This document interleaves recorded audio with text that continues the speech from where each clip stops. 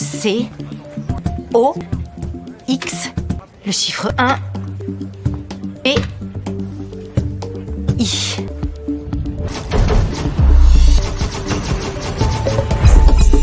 Pico X1. Ce matin même, plusieurs poupées terrifiantes ont été soudainement livrées au commissariat. Les poupées portaient des indices sur la victime. Morgane a fouillé toutes ces poupées. Elle a même vérifié leurs semelles. Mais elle n'a rien trouvé. Quand Karadec et Morgane sont arrivés chez la victime, la pièce était sens dessus dessous. Morgane a remarqué que quelque chose n'allait pas. Ça, c'est bizarre. Quoi? Morgane pensait que l'armoire avait été délibérément déplacée. Il n'y avait qu'une seule raison, faire de la place pour le mur derrière. Morgane a immédiatement éteint les lumières et tiré les rideaux. L'instant d'après, un message lumineux est apparu sur le mur. Morgane a regardé le texte et a rapidement repéré un mot-clé, dire. Ce mot peut avoir plusieurs significations. Mais Morgane s'est souvenu que la victime était interprète en langue des signes. Il n'y a qu'un seul sens, parler. On sait que Sierra est interprète de langue des signes. C'est peut-être pour ça qu'il l'a choisi. Elle disait toute quelque chose à Morgane en langue des signes. Chaque geste sur les poupées représentait une lettre. Morgane les a rapidement réorganisées dans sa tête. Bientôt, elle a obtenu une adresse. Pico X1.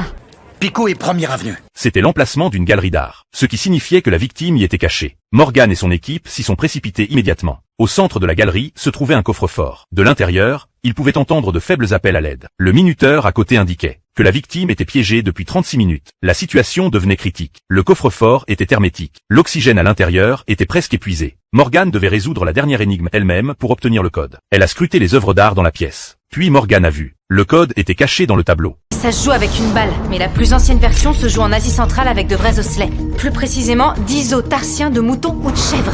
En Inde, le jeu s'appelle Anjulkal, ce qui veut dire les 5 pierres. Et enfin, au Japon, il se joue avec des petits sacs remplis de fèves. Et il faut en ramasser 7, donc ça nous donne une balle, 10 osselets, 5 pierres et 7 sacs de fèves.